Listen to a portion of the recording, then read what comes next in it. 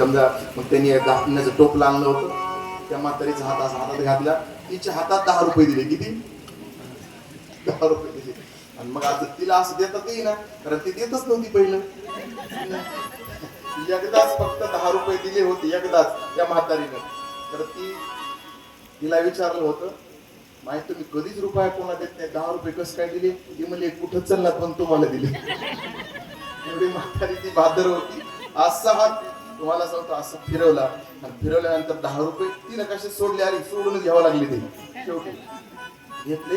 आणि मग पुन्हा घरी जाऊन, खोटं सांगत नाही व्यासपीठावर, मी तुम्हाला हसवण्यासाठी म्हणत नाही, मला घरी जाऊन 2 तास झाले पहिले म्हातारी गेली. बरं झालं आपल्या धान्यावर गेली.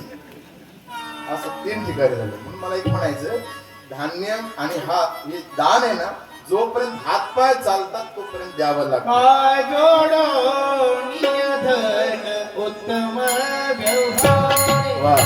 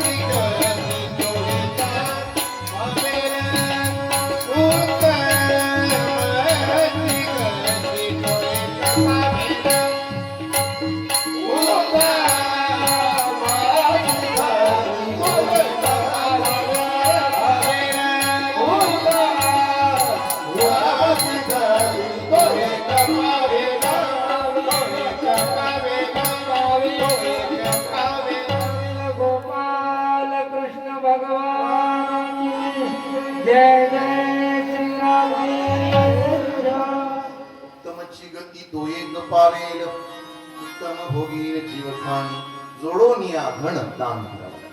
तीर्थाला गेल्यावर दान करावं, नाम घ्यावं, आणि आपण करतो त्याच्या दुप्पट करायला पाहिजे. घरी समजा आपण जर घरी 51 ज्ञानेश्वरीच्या वेळ वाचत असू तर तीर्थाला गेल्यावर किती वाचावं लागतं? दुप्पट. किती? 102. बरोबर आहे ना? आपण जर घरी एकदा हरिपाठ म्हणत असू, तीर्थाला गेल्यावर 2 वेळेस. 108 म्हण्याची माळा जर आपण 1 वेळेस जपत असू तर तीर्थाला गेल्यावर 2 वेळेस. बरोबर आहे ना? ऐका, आपण जर गाथेची 5 अभंग घरी वाचत असू तर तीर्थाला गेल्यावर, तीर्थाचा नियम आहे बरं, विरोध सांगितला पुढचा, जेवणाचा काही नाही ते सांगायलो, पण घरी करतो त्याच्या दुप्पट करावं लागतं, एवढं मात्र सत्य आहे. काकाकडे पाहिलं, विदुर काकाला म्हणाले, अरे तुम कौन हो? बोले मैं विदुर. विदुर कौन? हाँ वही विदुर. कौन सा? जिसका नाम भगवान ने परम धाम की ओर जाते हुए लिया था. अरे खरं सांगू, तुमच्यासारखा भाग्यवंत दुसरा कोण? म्हणजे कसं काय? जगच देवाची आठवण करतो, आपण करतो की नाही? करतो. पण देव ज्याची आठवण करतो खरे भाग्यवंत ते असतात. म्हणजे भगवान कृष्ण कन्या परमधामाला जाताना उद्धवजी सांगत होते, मला सांगितलं मी माझ्या सर्व भक्ताला काहीतरी दिलं, पण माझ्या विदुराला काही दिलं नाही. बरं उद्धवा, मी गेलो ना, माझं पूर्ण रहस्य विदुराला सांग. इतकंच नाही तर त्यांना मैत्रेयी मुनीकडे हरिद्वारला पाठवून दे. खरंच विदुर काका तुम्ही खूप भाग्यवंत आहे. तो मग संपूर्ण भगवान कृष्ण कन्याचं चरित्र उद्धवाने विदुर काकाला सांगितलं प्रभास क्षेत्री आणि सांगितलं तुम्ही आता काय करा हरिद्वारला जा. कोणाकडे? मैत्रेय मुनीकडे. आणि हरिद्वारला मैत्रेय मुनीकडे विदुर काका निघाले. भगवे वस्त्र रुद्राक्षाच्या माळा गळात जटाधारी महापुरुषाला पाहिल्यावर साष्टांग दंडवत घातला. बाबा मी विदुर. तुम्ही कोण? त्यांनी सांगितले मी मैत्रेय मुनी. बाबा तुमच्यासारखा दिव्य महात्मा मला भेटला, खूप आनंद वाटला. बाबा खरं सांगू साधू संताला मी शोधत होतो पण साधू संतांनीच मला शोधत आले. बाबा एक माझा प्रश्न आहे हो तुम्हाला. काय? मला एकच सांगा ना, काय संसारात सुख आहे का? सुखाय कर्माणि करोति लोके न तै सुखं वान्य दुपारम् विन्देत् भूयस्तवयव दुःखं यद प्रयुक्त भगवान बंधू. बाबा सांगा ना. बाबाने सांगितलं कुणी सांगितलं संसारात सुख नाही म्हणून? ऐका नाही. हॅलो ऐका नाही. नक्की नाही ना संसारात सुख अजिबात? काहीतरी सांगा. रामू आहे का नाही?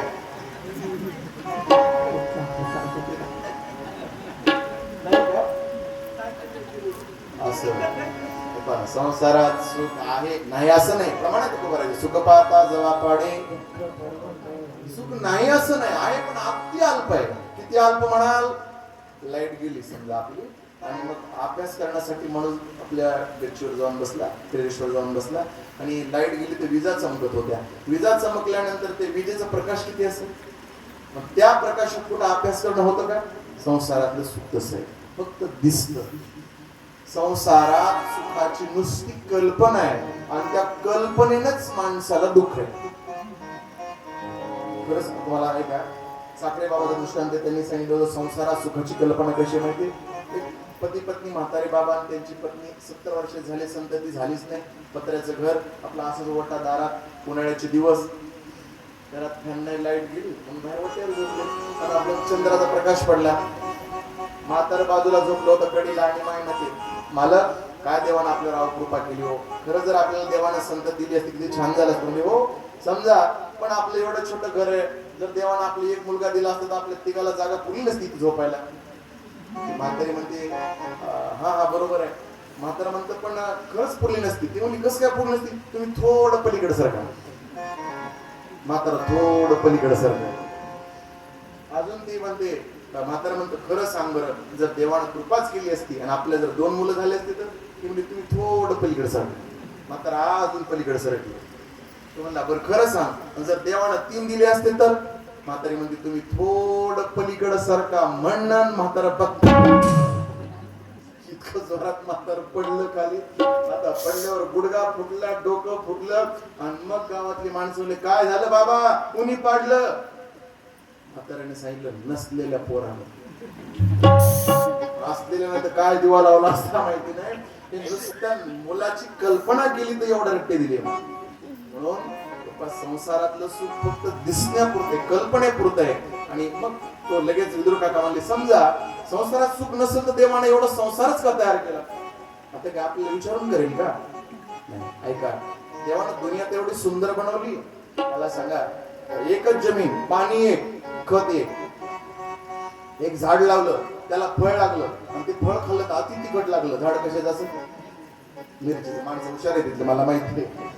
दुसरं त्या जमिनीत झाड लावलं, एक फळ खाल्लं, फळ आंबट लागलं. झाड कशाचं असेल? चिंचेचं. फळ आंब्याचं का? आंब्याचे असतं आंबट ते, पण चिंचेचं. पुन्हा तीच जमीन झाड लावलं, फळ गोड लागलं. कशाचं असेल?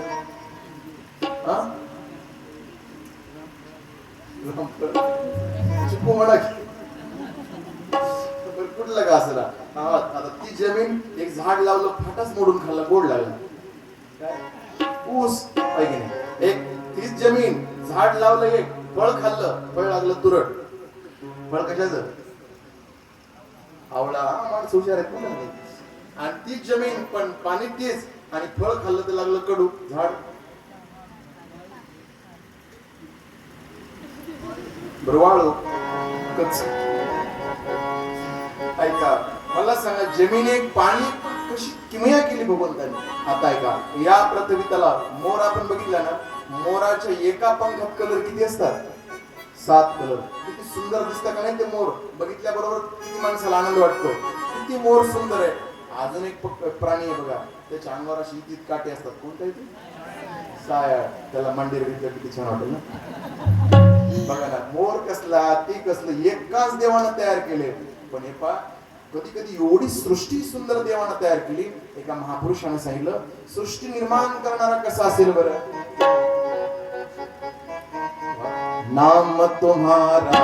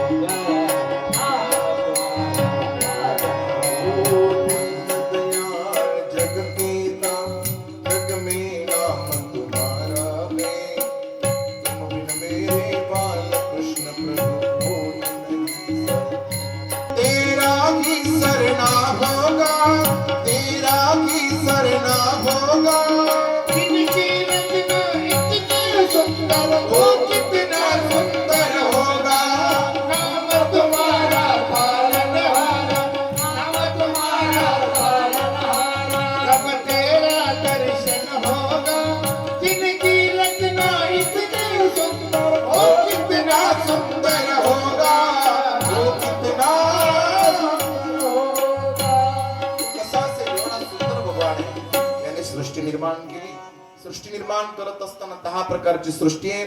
8व्या सृष्टीमध्ये पशु पक्षी आहेत आणि 9व्या सृष्टीमध्ये मानव आहे. 10 प्रकारच्या सृष्टीचं वर्णन केलं असतं पण आता 11:15 वाजले. मग ऐका 10 प्रकारची सृष्टी, त्यात 9व्या क्रमांकाची मानवाची सृष्टी आहे आणि 10व्या क्रमांकाची देव आणि दानवाची सृष्टी आहे. एक प्रश्न आहे आपल्याला, अगोदर स्त्री की पुरुष असेल? बरं जाऊ दे, हे भागवतात पडला प्रश्न आपल्या जीवनातला सांगतो. झाड अगोदर असेल का बीज? बीज ना, बरोबर आहे. अगोदर काय असेल सांगा की? बीज ना. कुठून तयार झालं मग अगोदर काय? असं झाड बी म्हणलं तर रात्र निघून जाईल का नाही? ती अनादी आहे.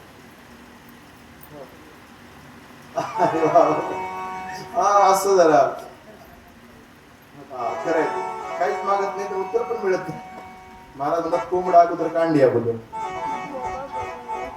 काय अगोदर असं? अनादी आहे. झाड अगोदर सांगता येत नाही, बीज पण अगोदर नाही. स्त्री आणि पुरुष अगोदर मागे पुढे कोण नाही. ब्रह्मदेवाने आपल्या डाव्या अंगापासून स्त्री तयार केली आणि आपल्या उजव्या अंगापासून पुरुष तयार एकदाच केले. आणि ती कोण आहे तर ते पुरुष तयार केला म्हणजे स्वयंभू मनू, आणि उजव्या अंगापासून केली स्त्री म्हणजे शतरूपा राणी. दोघांची उत्पत्ती झाली.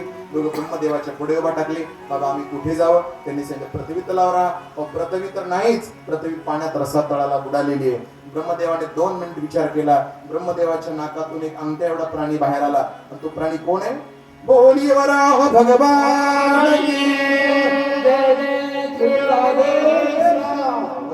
भगवान. एका क्षणामध्ये मांजरी एवढा, पुन्हा कुत्र्या एवढा, लगेच हत्ती एवढा झाला. लगेच समुद्राकडे गेले. खुराने पाणी बाजूला काढलं, मध्ये प्रवेश केला आणि त्या रसातळाला गेली. पृथ्वी दाढेवर धारण केली. येत असताना हिरण्याक्ष नावाचा दैत्य होता, त्यानं अडवलं. दोघांचं तुंबळ युद्ध झालं. परमात्माने ती सृष्टी आणली आणि स्वयंभू मनूच्या स्वाधीन केली. स्वयंभू मनूने त्या ठिकाणी राहायला, वास्तव्याला सुरुवात केली. सर्वांची क्षमा मागून एका शब्दाचा उच्चार करतो. तिथून पुढे मैथुन सृष्टीला आरंभ झाला. तिथून पुढे त्या दोघाला 3 संतती, 3 मुली झाल्या. आकुती, देवहूती, प्रसूती.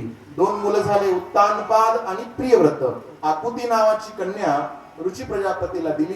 त्यांना कश्यप आणि पौर्णिमा 2 संतती झाली. त्यांच्यामुळे पुरं जग भरलं. देवहूती नावाची कन्या कर्दमाला दिली. कर्दम ऋषी लग्न करणार नव्हते. कर्दम ऋषी लग्न करणार नव्हते, मग कुणी करायला लावलं? ब्रह्मदेवाने. कर्दम ऋषीला वाटायचं आपल्यासारखी पत्नी आपल्याला भेटायची, आपल्यासारखी तपस्विनी शक्यतो जोड लागत नाही. त्यात महाराज लोकांना जयश्री आपण सगळे काय म्हणले, अजिबात आपल्या स्वभावासारखी भेटणार नाही. काय करायला लागेल? तपश्चर्या करा. कर्दम ऋषी भगवान परमात्माची तपश्चर्या करा. भगवान विष्णू परमात्मा प्रसन्न झाले. कर्दम ऋषी म्हणले, देवा मी तुम्हाला असं दान मागणार आहे, कधीच कोणी मागितलं नाही तुम्हाला. लोक संसारापासून सुटण्यासाठी तुमची प्रार्थना करतात, मी संसारात पडण्यासाठी. अवश्य तुम्हाला पत्नी भेटेल, उद्या तुमच्या घरीच येईल. कर्दम ऋषी घरी गेले, मंदिर आपलं आश्रम स्वच्छ केला. दुसऱ्या दिवशी कर्दम ऋषीकडे स्वयंभू मनू आणि शत्रुपाराने आपल्या मुलीला घेऊन आले. आल्यानंतर सांगितलं, बाबा हिचा स्वीकार करा. म्हणजे स्वीकार करतो, पण अगोदर परीक्षा घ्यावी लागेल. मनात विचार केला. बसायला आसन टाकलं, ती गाल आसन टाकली. कुणी? कर्दम ऋषीने. स्वयंभू मनू आणि शत्रुपाराने दोघही बसले, पण ती मुलगी नाही बसली. कर्दम ऋषी म्हणले, देवी तू पण बस ना. तू पण बस म्हणल्यानंतर तिने आपला डावा हात फक्त आसनावर ठेवला. पुन्हा पाणी आणलं. पाणी आणल्यानंतर दोघांनी पाणी पिलं, पण त्या देवहूतीनं पाणी घेतलं नाही. कर्दम ऋषी होता, तू पण घे ना. पुन्हा हात लावला. आता विचार केला, पहिल्या परीक्षेत मुलगी पास, दुसऱ्या सुद्धा पास. पहिल्या अटी होते की जुन्या काळात लय अटी. बाबा रेडिओ घेतला का नाही तुम्ही? मला ती घडी अशी टपरा एवढी मोठी जुनी माणसं. घडी नाही तर रेडिओ दिल्याशिवाय मी लग्नच करणार नाही म्हणून एक मात्र होता आमच्या गावात. त्याला महाराज लग्नच लावू दिलं नाही. त्यासाठी रेडिओ आणला तेव्हा लग्न, घड्याळ आणली तेव्हा. आता काहीच मागणार. बरं आता एकच म्हणले, हुंडा नको मामा फक्त. आता नुसत्या मुलीच भेटत नाही, तेवढं काय झालं. पहिल्या जुन्या काळात अशा अटी होत्या. आणि इच्छा तर तुमची पूर्ण करेल.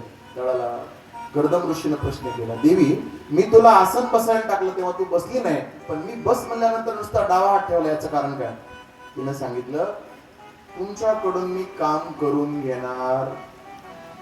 बोला की मालकाकडून मी काम करून घेणार नाही. म्हणा की मोठ्यानं.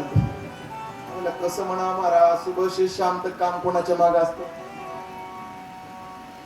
8 होती पहिली, अजिबात काम करून घेणार नाही.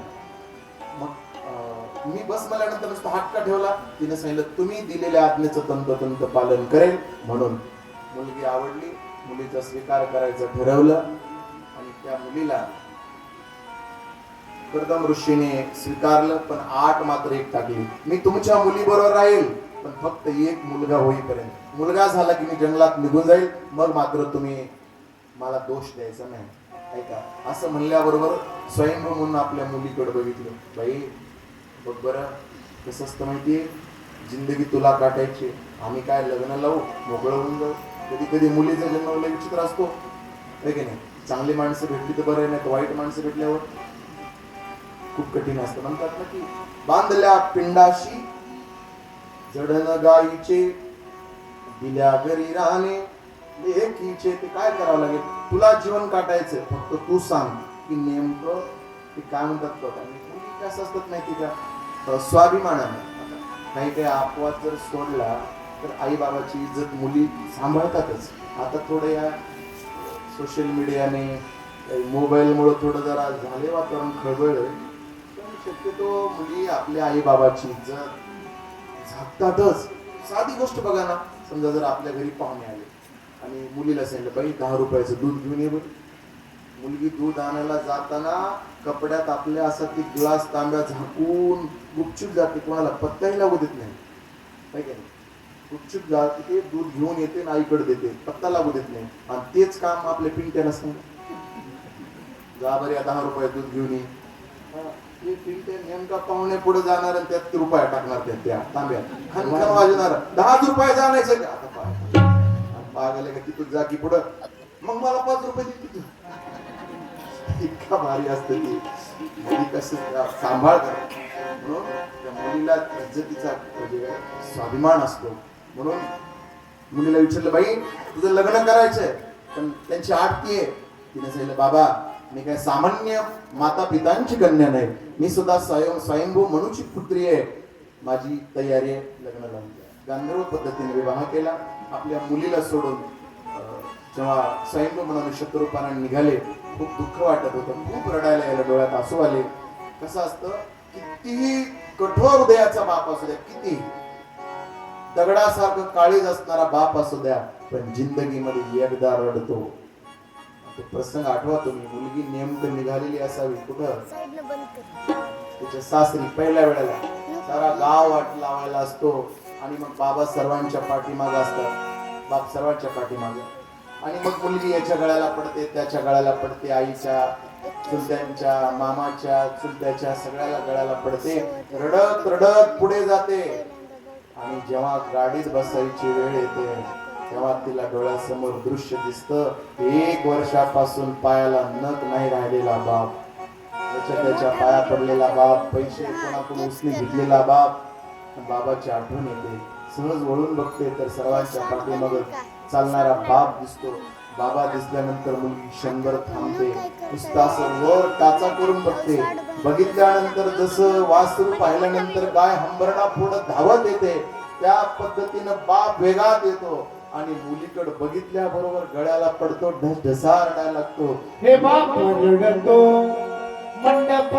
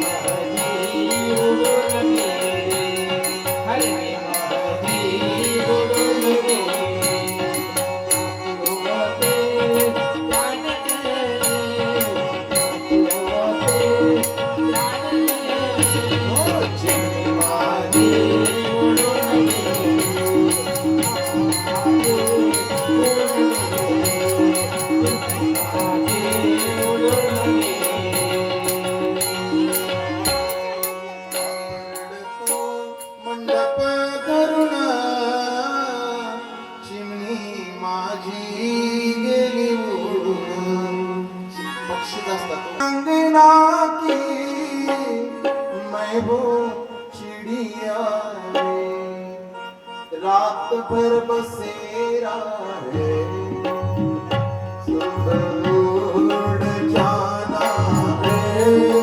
है, शकुंतलेसाठी हिमालयासारखा पहाड सुद्धा रडला आपल्या पार्वतीसाठी.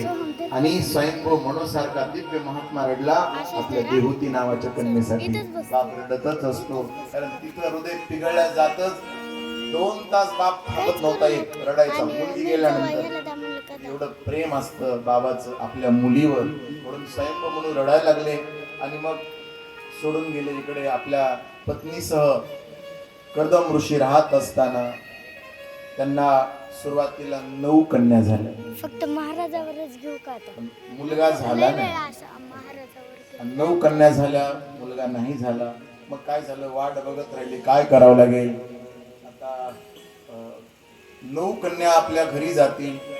मग 9 कन्या गेल्यानंतर आपल्याला कोण आहे, मालक जाणार आहे जंगलात. विनंती केली की एक काम करा, काय तर मला तुमची विनंती करायची तुम्हाला. मालक, 9 कन्याचा विवाह होईल, 9 कन्या निघून जातील आपापल्या घरी, तुम्ही जंगलात जाल, मी कोणाच्या आश्रयाने राहू. मग एक काम केलं, देवी तुझी इच्छा आहे का? हा, मला एक पुत्र व्हावा.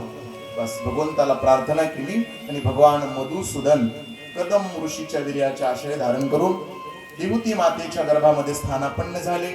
9 मास पूर्ण झाले आणि मास पूर्ण झाल्यानंतर 9व्या महिन्यामध्ये दिव्य एका बालकाला जन्म दिला. तो बाल कोण आहे? बोलिए कपिल भगवान की जय जय जय श्री राधे. भगवान कपिलाचा जन्म झाला.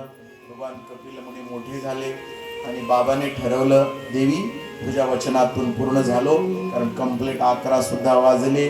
आता एकच गोष्ट आहे देवी, फक्त 10 मिनिट. 5 पुत्र झाला, मी जंगलात जायला मोकळा झालो.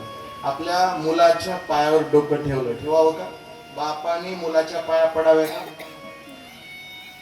पडाव्या का नाही? कधी कधी पडा लागतं, तुझ्या पाया पडतो बाबा. कराय का नाही गुरुजी? पाया पडतो राजा, असं नको करू असं म्हणावं लागतं. कधी कधी पाया पडावं लागतं. पण ऐका, प्रमाणे शास्त्र प्रमाणे मुलाने बापाने मुलाच्या पाया पडाव्या, पण कोणत्या? दयाचे अंतरी एव वसितास. म्हणून नमस्कार केला, जंगलात निघून गेले. आईचं अज्ञान दूर करण्यासाठी भगवान कपिलाने संगमती तीर्थावर भगवंताने कपिल गीता सांगितली. कपिल गीतेच्या माध्यमातून आईचं अज्ञान अंधकार दूर झालं. आईवर कृपा केली, मातृगोया असं नाव पडलं. पुढे भगवान संगमती म्हणजे कलकत्ता मध्ये आहे संगमती तीर्थ, तिथे गेले. तिथे गेल्यानंतर समुद्राच्या काठावर सर्वांना आशीर्वाद दिला की जी कोणी स्त्री, जी माता माऊली या ठिकाणी सौभाग्यवती माता माऊली जन्माला येईल, कुठे? गंगासागरला. ती माता माऊली पुन्हा कधी गंगासागर या ठिकाणी भगवान कपिलाने सर्व सौभाग्यवती स्त्रियांना माता माऊल्यांना आशीर्वाद दिला. आणि पुढे भगवान संगमती तीर्थाला निघून गेले. त्यानंतर पुढे प्रसूती नावाची कन्या दक्ष प्रजापतीला दिली होती. दक्ष प्रजापतीला 60 कन्या झाल्या, प्रत्येकीला संतती झाली. पण शेवटच्या क्रमांकाची कन्या सती, तिला संतती झाली नाही, कारण ती भगवान शंकराला दिली होती. भोले बाबा आणि दक्ष प्रजापतीमध्ये तेढ निर्माण झाली होती. दोघांच्या वादामध्ये एकमेकाचा द्वेष करत होते. आणि यज्ञामध्ये 2 पती पत्नीला म्हणजे भगवान शंकर आणि सतीला बोलवलं नाही. सती स्वतःहून आली तरी दक्षाने तिचा अपमान केला, म्हणून सतीला तो अपमान सहन झाला नाही. सतीने आपलं शरीर योग अग्नीने जाळून टाकलं. आता आणि जळालं योग अग्नीने म्हणजे भस्म झालं नाही, ते फक्त योग अग्नीने. पुढे शरीर पडलं. भगवान शंकराला कळालं, डोक्यातली जटा उपटली, जोरात आपटली. जटा आपटल्यावर त्याचे 2 तुकडे झाले. अर्ध्या तुकड्यापासून कोण आलं माहितीये? वीरभद्र बाहेर आला. आणि अर्ध्या तुकड्यापासून महाकाली बाहेर आली. महाकाली आल्यावर तिने हाथभर जीभ काढली. कौन है? किसने मेरे भगवान शंकर का अपमान किया है? आगे आओ मेरे. आणि महाकाली कधी निघते माहितीये? महाकाली कधी येते बाहेर? एका मिनिटात सांगू महाकाली कधी येते.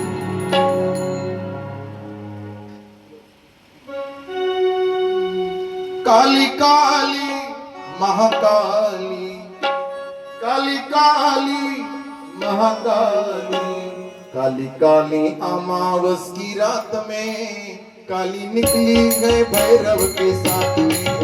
काली काली अमावस की रात में काली निकली गए भैरव के साथ में.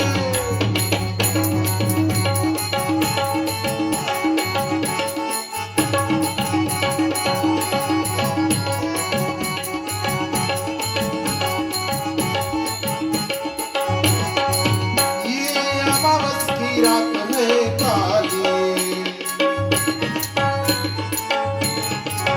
उनका खेलने निकली महाकाली. एक दानव का मंडले के हाथ में, एक दानव का मंडले के हाथ में काली निकली है भैरव के साथ में. काली निकली है भैरव के साथ में.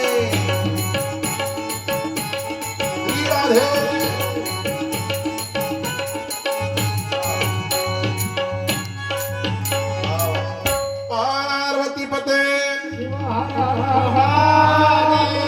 जय जय श्री.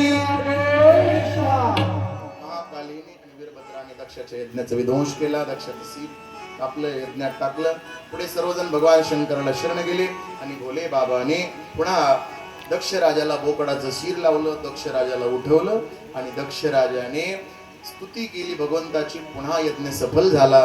ही कथा शुकदेवांनी राजा परीक्षितीला सांगितली. पुढे त्यांच्या वंशात उत्तानपाद नावाचा राजा, त्यांच्या पोटी भगवान ध्रुवबाळ, याच ध्रुवबाळाने ओम नमो भगवते वासुदेवाय च्या माध्यमातून भगवान परमात्माची प्राप्ती करून घेतली. आता उद्या उर्वरित कथा पाहिजे, उद्या खूप दूर जायची आपल्याला. म्हणजे चालेल 5 मिनिट. उत्तानपाद राजाला 2 स्त्रिया होत्या. कोणत्या कोणत्या? एक सुरुची नाव आवडती आणि सुनीती नावडती होती. एक दिवस उत्तानपादाने आपल्या सुरुचीच्या पुत्राला उत्तमाला मांडीवर घेऊन बसले. छोट्या ध्रुवाला वाटलं आपणही बसा. बाळ ध्रुव गेला. ध्रुव बाळ मांडीवर बसल्यावर त्याच्या आईला म्हणजे सुरुचीला राग आला. तिने विचार केला, अरे तू एका अभागिनीच्या पोटी जन्माला आला, म्हणजे तुझा अधिकार नाही बाबाच्या मांडीवर बसायचा. तुला जर बाबाच्या मांडीवर बसायचं असेल, जंगलात जा, तपश्चर्या कर, माझ्या पोटी जन्माला ये आणि मग बाबाच्या मांडीवर बस. वाईट वाटलं. आपल्या सुनीतीला विचारलं, आई असं का ग? आईने सांगितलं, बाळा आपल्यावर गुन्हा नसताना जर आपल्यावर अन्याय होत असेल तर दोष द्यायचा नाही. कोणाला द्यायचा? मग जन्मजात दुःखे भरता दोष ना कोणाचा, खेळ चाललासे माझ्या पूर्वसंचिताचा. खूप मोठा विस्तार आहे का? पण आई, जंगलात भगवंत भेटतो ना बाळा, भेटतो, पण तुझं वय नाही, नको थांबू. नाही आई, सावत्र आईने बोललेले शब्द माझ्या हृदयाला वेदना करतात. आईला न सांगता रात्रीच्या वेळेला जंगलात मधुवनात बाळ गेला आणि जंगलात जात असताना छोट्याशा 5 वर्षाच्या ध्रुव बाळाला नारद मुनीची भेट झाली. नारद मुनीने प्रश्न केला, बाळा तू निघाला कुठे? त्याने सांगितलं, भगवंताच्या भेटीला. वेडायस तू? अरे 5 वर्षाचं वय म्हणजे खेळायचं आहे, देव भेटेल तुला? तो म्हणला, नाही भेटला तर मरल पण परत येणार नाही. निश्चयाची फळ तुका म्हणे त्याची फळ. बस पुढे गेला आणि जंगलात बसला बाळ ध्रुव. ऐका, पहिल्या महिन्यात त्यानं 3 तास भजन केलं. अगोदर नारायणाचं, ऐका, आणि ते पण सुद्धा नारायणाच्या भजनामध्ये नारद मुनीने एक मंत्र दिला होता, वासुदेव गायत्री. ओम नमो भगवते वासुदेवाय. ओम नमो. सर्वांनी टाळी वाजवा.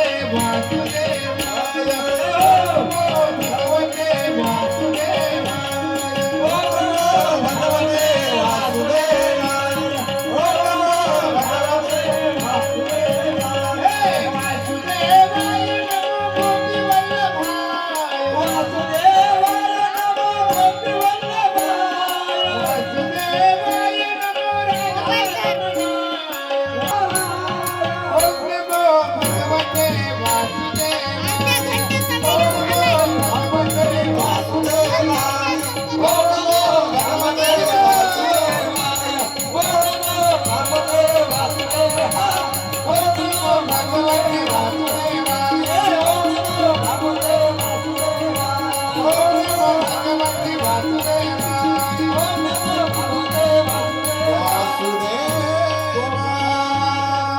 भगवान की जय जय जय श्री राधेश्वरा ओम नमो भगवते या मंत्राच्या माध्यमातून भगवंताला प्राप्त केला 48 लाख वेळेला हा जर मंत्र म्हणला ना तर भगवत प्राप्ती होते.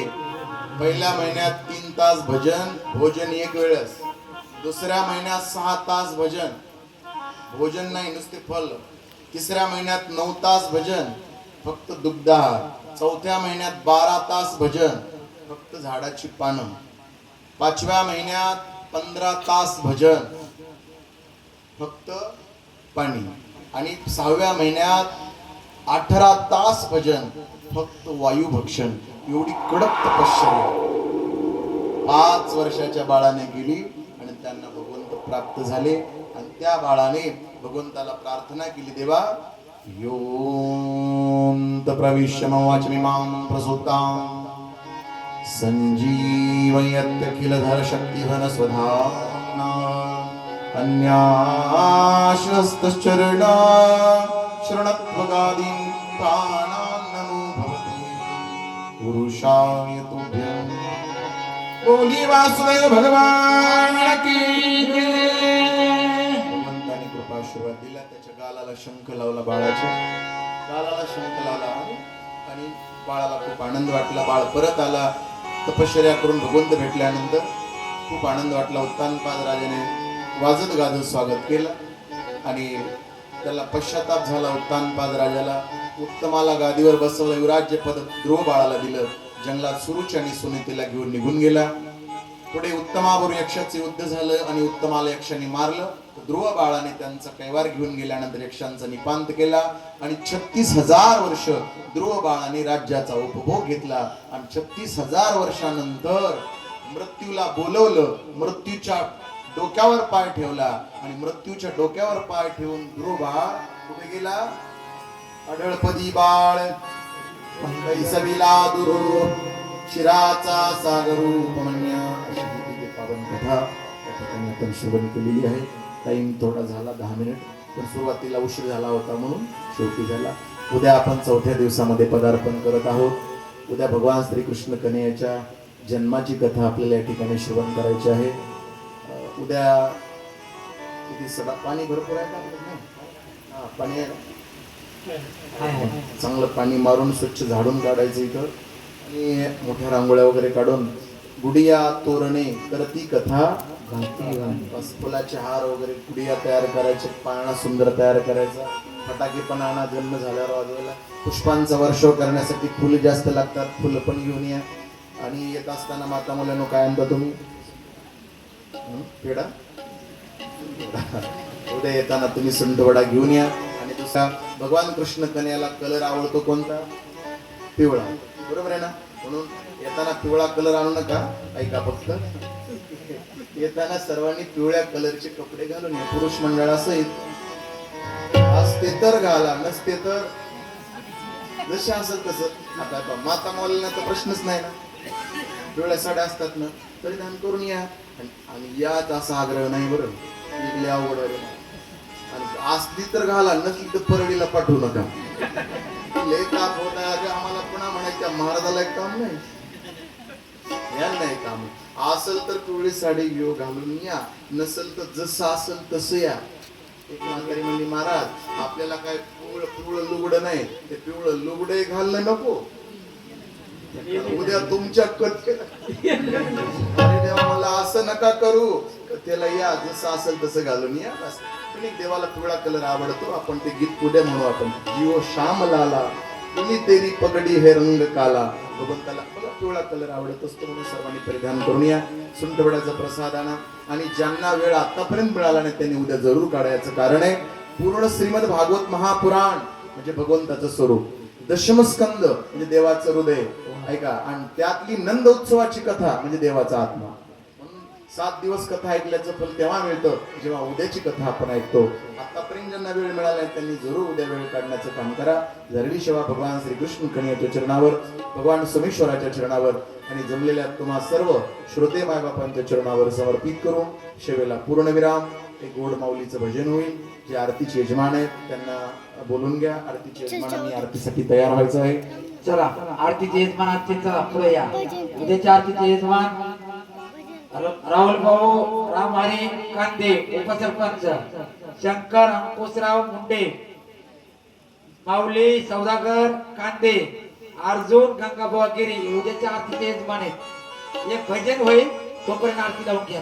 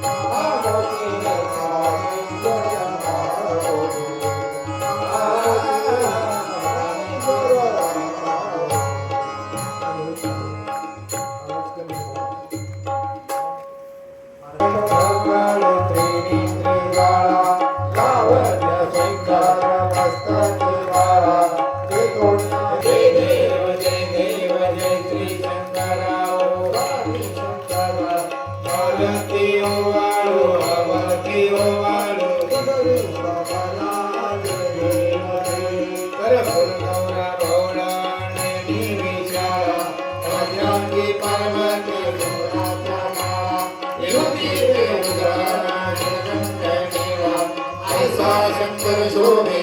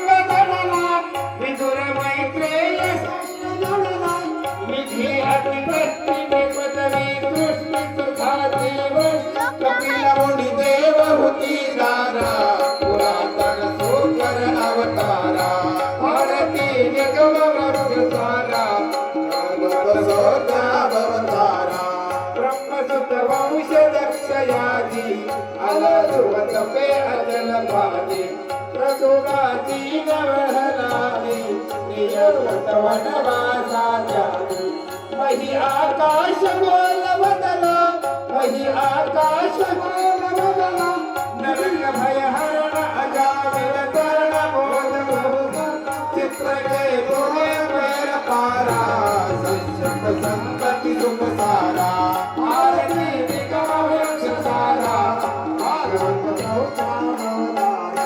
भक्त प्रहलाद भय चरला हरि नर हरि रूप नटला नटरा पासन करी सुटला समुद्रा मोहनी मरी विटला कुर्म मोहिनी विषक राजा कुर्म मोहिनी विषक राजा रवि जसी गोत्र राम युग गात्र अनिक नमपाल कृष्ण भक्ति नियमो मारा नमः संपविदा धारा आरती निगम वृक्ष सारा भागवत सोना भवतारा आरती निगम वृक्ष सारा भागवत सोना भवतारा भागवत सोना भवतारा तुम्हारी भगवान के नाम भक्ति